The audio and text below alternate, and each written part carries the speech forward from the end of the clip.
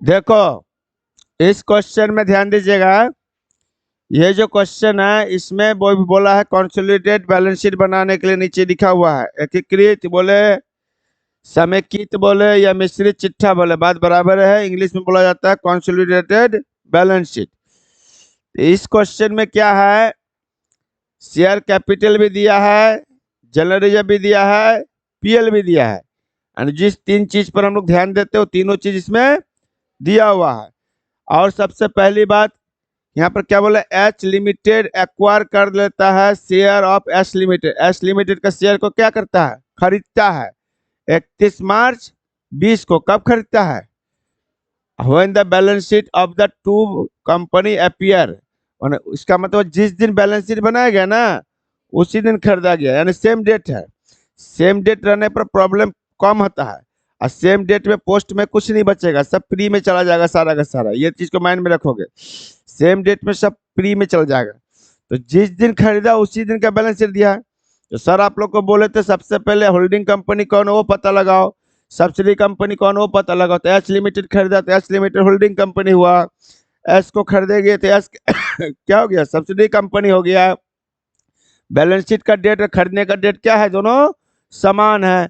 अब यहाँ बात है सर कितना शेयर खरीदा, यहाँ तो लिखा नहीं, खाली यहाँ लिखा एच लिमिटेड ने खरीदा शेयर एच लिमिटेड का, एच ने एच को खरीदा, लेकिन कितना खरीदा वो दिया हुआ नहीं है। तो सबसे पहले वो निकालना है कि कितना शेयर खरीदा, और उसके हिसाब से देखेंगे कि माइनटी इंटरेस्ट निकलेगा या नहीं निकलेगा। तो यहाँ पर देखिए आपको देखना किस में है, आपको देखना शेयर कैपिटल में। 10 रुपया का शेयर है, 2 लाख का शेयर है ना जी। तो यहाँ पर ध्यान दीजिएगा, नंबर ऑफ शेयर कितना हो गया, नंबर ऑफ शेयर जो है ऑफ एच लिमिटेड का, एच लिमिटेड का कितना शेयर हो गया। तो 2 लाख में क्या करोगे आप लोग, कै रुपया का शेयर है, 10 रुपया का शेयर है, भागा दोगे तो कितना शेयर हो गया जिसके पास, 20,000 शेयर हुआ। और सीधे देखो वही प्रोसेस में इन्वेस्टमेंट में चले आओ।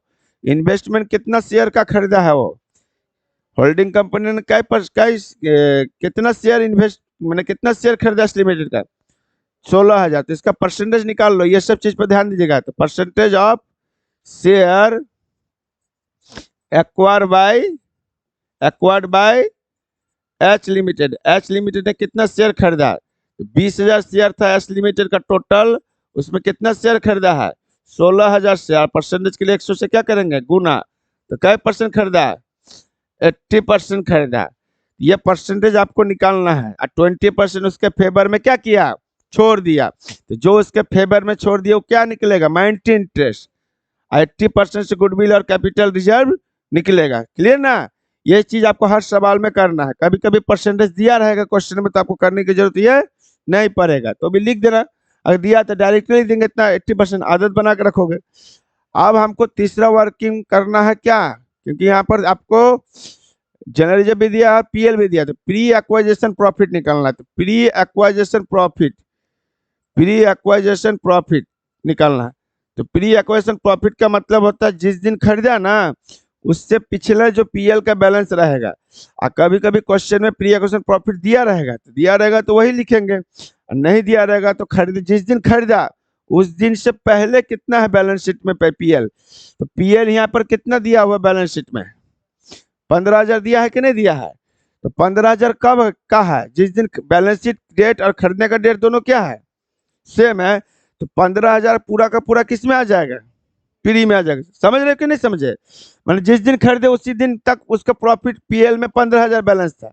इसका मतलब हमको प्री के लिए जिस दिन खरीदा उस दिन तक देखना है कितना था, और उसके बाद जो होगा क्या हो जाएगा पोस्ट में। तो यहाँ पूरा का पूरा किस में चला गया, हमारा प्री में चला गया। तो पोस्ट एक्वाजिशन प्रॉफिट क्या होगा, क्या हो जाएगा पोस्ट एक्वाजिशन प्रॉफिट।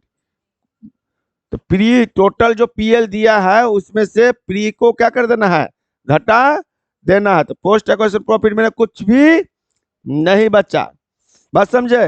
लेकिन डेट अगर अलग अलग रहेगा तो फिर प्री पोस्ट भी निकलेगा। और तुम्हारा कभी कभी प्री दिया रहेगा, मान लो क्वेश्चन में दिया रहेगा जिस दिन खरीदा उस दिन प्रॉफिट 7,000 है, जिस दिन खरीदा उस दिन पीएल में बैलेंस कितना है, तो प्री में 7,000 हो जाएगा और पोस्ट में हो जाएगा 15 माइनस 7, क्योंकि ये तो साल के लास्ट तक का दिया है ना। तो 15 माइनस 7 8,000 हो जाएगा। ये तब होगा जब क्वेश्चन में प्री एक्विजिशन प्रॉफिट दिया रहेगा। तो हम लोग जैसे जैसे आगे बढ़ेंगे मिलेगा क्वेश्चन सब। प्री और पोस्ट का खेला वाला है। उसके बाद इसी तरह रिजर्व में कीजिए, तो प्री एक्वाइजेशन रिजर्व निकालिए, प्री एक्वाइजेशन रिजर्व प्री, तो उसमें भी रिजर्व में कितना दिया 25, तो पूरा का पूरा क्या में चला जाएगा, प्री एक्वाइजेशन रिजर्व में चला जाएगा। जाएगा कि नहीं जाएगा? जिस दिन खरीदे उसी दिन का बैलेंस शीट है। तो पोस्ट में क्या आएगा, पोस्ट में पोस्ट एक्वाइजेशन रिजर्व मेरा क्या हो जाएगा, पोस्ट एक्वाइजेशन रिजर्व मेरा हो जाएगा नील हो जाएगा, क्योंकि पूरा का पूरा किस में चला गया, प्री में चला गया। इसी तरीके से आदत आप लोग बना रखोगे तो हर सवाल बन जाएगा। तो प्री पोस्ट सबसे पहले निकालना है, प्रॉफिट में भी और रिजर्व में भी। उसके बाद वर्किंग करना है किसका, गुडविल या कैपिटल। कैलकुलेशन फॉर गुडविल या कैपिटल रिजर्व का वर्किंग करना है, ठीक है।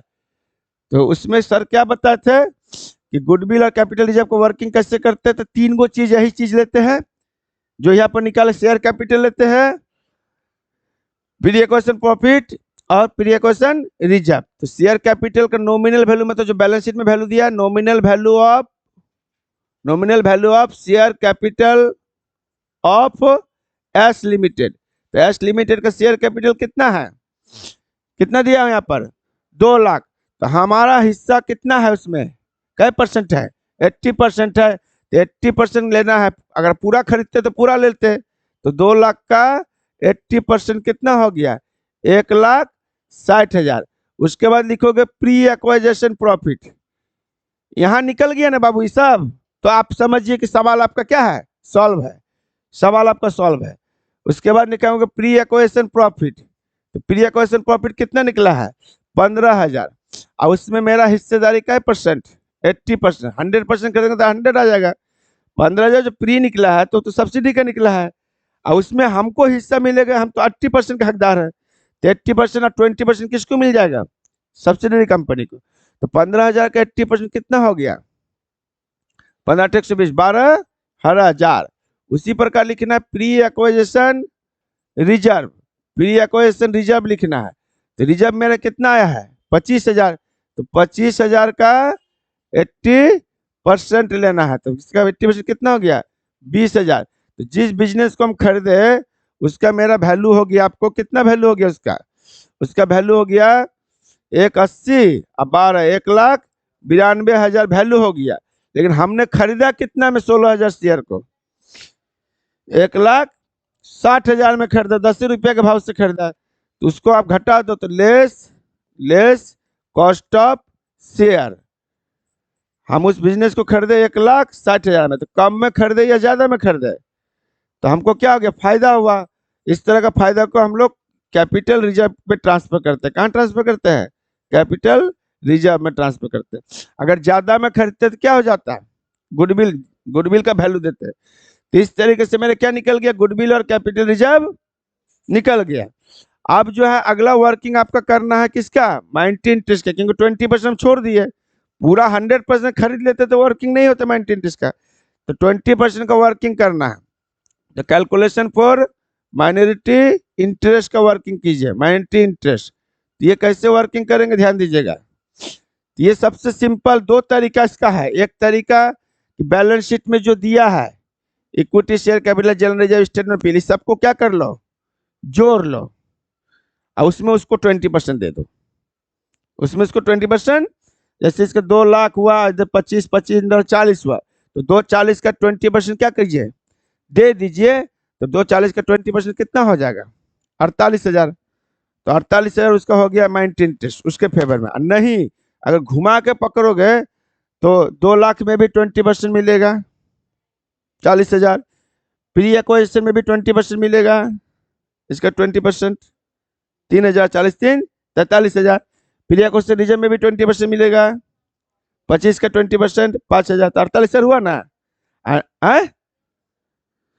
क्योंकि इसमें भी मिलेगा या इसमें आप कर दे सकते हो तो भी चलेगा, लेकिन बेस्ट रहता है आपको करना जो यहाँ पर जो वर्किंग सब है ना उसी का 20% उसको भी क्या कीजिए दे। फ्री में भी मिलेगा, पोस्ट में भी मिलेगा, नहीं तो बैलेंस शीट का सीधे लिख दो। तो book value of share capital, book value of share capital 2 lakh का 20%, हम दोनों तरीका से बता देंगे। कितना हो गया 40,000 जो उसका हिस्सा है। फिर बुक वैल्यू ऑफ पीएल, तो पीएल यहाँ बुक वैल्यू दिया कितना 15,000, 15,000 का 20% 3,000। अगर आप बाबू अगर आप ध्यान दीजिएगा आप लोग ठीक से, अगर मान लीजिए कि आपको आप बोलोगे नहीं उसको क्या दिखाएंगे प्री पोस्ट में दिखाएंगे, तो प्री और पोस्ट दोनों जोड़ोगे ना प्री पोस्ट तो इतना ही मिल आएगा आपको, और उसका 20% दे दो, और नहीं तो प्री का भी 20% और पोस्ट का भी 20%। बात समझ गए ना। और नहीं तो डायरेक्ट बुक वैल्यू लिख सकते हैं। फिर बुक वैल्यू अब क्या लिखना है रिजर्व, सब एस लिमिटेड का लेना है, इन एस लिमिटेड। एस लिमिटेड का रिजर्व कितना है 25,000 और उसका 20%, तो 20% हो जाएगा 5,000, तो जोड़ के कितना हो गया 48,000। ये हो गया आपका माइनॉरिटी इंटरेस्ट। क्या हो गया ये माइनॉरिटी इंटरेस्ट, इसको बैलेंस शीट के लायबिलिटी में दिखाएंगे। क्या रह रहे, अब देखिए इसमें कंसोलिडेटेड प्रॉफिट भी निकलेगा, कंसोलिडेटेड रिजर्व भी निकलेगा, लेकिन कंसोलिडेटेड का मतलब होता है दोनों को मिला के। तो हमारा पीएल कितना है होल्डिंग कंपनी का, होल्डिंग कंपनी का 1/20, इसका तो पूरा का पूरा बंटवारा हो गया 15, इसमें बचा ही नहीं, पोस्ट में बचल है, पोस्ट में जो हमको हिस्सा मिलेगा नहीं मिलेगा, बचा नहीं है, तो 1/20 हो जाएगा पीएल इसका। और रिजर्व जनरल रिजर्व कितना है 1 लाख, तो 1 लाख होगा, लेकिन इसमें अगर पोस्ट एक्विजिशन प्रॉफिट रहता तो दोनों को जोड़ के लिखते। फिर भी हम बता देते हैं कैसे निकालना है। कंसोलिडेटेड कंसोलिडेटेड प्रॉफिट कैसे निकालना है ध्यान दीजिएगा ठीक से। तो कंसोलिडेटेड प्रॉफिट आपको निकालने के लिए कैसे बनाओगे, तो कंसोलिडेटेड प्रॉफिट मतलब दोनों का मिला के, इसमें क्या करेंगे आप सबसे पहले share of balance of H limited का लिखो, एच लिमिटेड का इन पीएल कितना बैलेंस है एच लिमिटेड का कितना है 1,20,000। उसके बाद इसमें जोड़ देना है, प्री में तो हम ले लिया, पोस्ट में प्री में ले लिया, लेकिन पोस्ट में हम तो नहीं लिए ना अभी तक, आई माइनॉरिटी इंटरेस्ट में प्री पोस्ट दोनों मिला के दे दिए हैं, तो हम भी तो पोस्ट में लेंगे होल्डिंग कंपनी। तो बैलेंस ऑफ पीएल ये हो गया, और उसमें जोड़ देना है आपको पोस्ट एक्विजिशन प्रॉफिट। क्या जोड़ना है पोस्ट एक्विजिशन प्रॉफिट। तो इस क्वेश्चन में तो पोस्ट में है ही नहीं कुछ, तो जो भी होगा उसका क्या करना है, जैसे नील है, हम समझाने के लिए आपको लिखा दिखा रहा है कि क्या है यहाँ पर नील है, अगर रहता कुछ तो वहां लिखते और उसका 80% मिलेगा ना हमको, तो 80% करके गुना करके लिखते हैं, तो है नहीं, इसलिए हम इसमें क्या कर दिए नील। इस समझाने के लिए बता रहे, पहला क्वेश्चन है। तो 1,20,000 क्या हो गया कंसोलिडेटेड प्रॉफिट हो गया। ऐसे ही कंसोलिडेटेड क्या निकालना है रिजर्व भी, ऐसे ही करके कंसोलिडेटेड रिजर्व भी आपको निकालना है, कंसोलिडेटेड रिजर्व भी निकालना है ऐसे ही करके कंसोलिडेटेड रिजर्व। समझ गए, तो कैसे निकालेंगे वैसे लिखेंगे। पहले एच लिमिटेड का लिख दीजिए, एच लिमिटेड का कितना है 1,00,000 है, 1,00,000 लिख दीजिए, एच लिमिटेड का हो गया आपको 1,00,000। और उसके बाद इसमें जोड़ देना है, क्या जोड़ना है पोस्ट एक्विजिशन रिजर्व, तो पोस्ट में तो है ही नहीं तो नील कर देता, अगर रहता तो उसका 80% लिखते हैं। तो 1,00,000 मेरा कंसोलिडेटेड रिजर्व भी हो गया। अब जो हम लोग बैलेंस शीट बनाएंगे, नया वाला जो कंसोलिडेटेड बैलेंस शीट बनाएंगे उसमें ध्यान दीजिएगा, ये वर्किंग समझ में आ गया आप लोग को। अब जो बैलेंस शीट बनाएंगे तो देख जो टच किया उसको दोबारा टच मत करना, समझ गए क्या। तो ऐसे बैलेंस शीट को उतार लोगे, ऊपर में लिख देना consolidated balance sheet, equity liability, share holder fund, share capital, equity share और ₹10 चीज, खाली ये वाला लिखाएगा 9,00,000, ये वाला नहीं लिखा क्योंकि इसका बंटवारा हम उसमें कर चुके हैं, नहीं किए 2,00,000 में 61 हम अपना लिए और 20-40,000 उसको दे दिए, तो एडजस्ट हो गया उसी में। उसके बाद आपको लिखना है जनरल रिजर्व, ना ये वाला लिखना है ना ये वाला लिखना है, तो कौन वाला लिखना है ये जो वर्किंग में आया है 1,00,000 ये वाला लिखना है। क्लियर, बोल नहीं करते। उसके बाद पीएल स्टेटमेंट ऑफ पीएल, ये दोनों में से कुछ नहीं लिखना है, ये जो 1,20,000 आया है ये वाला लिखना है। उसके बाद इसके नीचे जो माइनॉरिटी इंटरेस्ट आया कैपिटल रिजर्व आया ना, तो कैपिटल रिजर्व कितना लिखना है 32,000। उसका माइनॉरिटी इंटरेस्ट आया ना उसको भी लिखना 48,000। तो ये कैपिटल रिजर्व और माइनॉरिटी इंटरेस्ट को हम लोग इसमें शो करेंगे। उसके बाद करंट लायबिलिटी लिखोगे, ट्रेड पेबल, दोनों में से किसी को टच नहीं किए हैं तो दोनों को जोड़ के क्या कर देना है, लिख देना है। उसके बाद जोड़ लोगे, क्लियर। उसके बाद एसेट में सन्ड्री एसेट को भी क्या करेंगे, दोनों को जोड़ के लिख देना, बाद में कि नहीं लिखना। उसका जोड़ोगे तो आपको आंसर आ जाएगा। एक बार दिखा देते हैं हम आपको, देखिए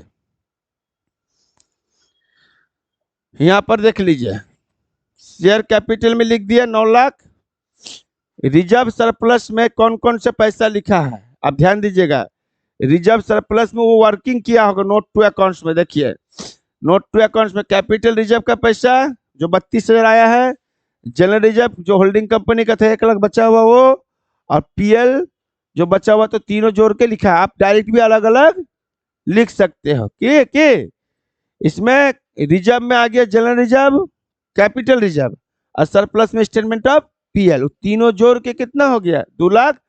वैसे जोड़ के दिखाओगे तो नोट टू अकाउंट्स करना पड़ेगा। अब माइंटेन टेस्ट को लिख दिया है 48,000, ट्रेड पेबल दोनों को जोड़ के लिख दिया है, क्या एसेट को भी दोनों को जोड़ के लिख दिया है।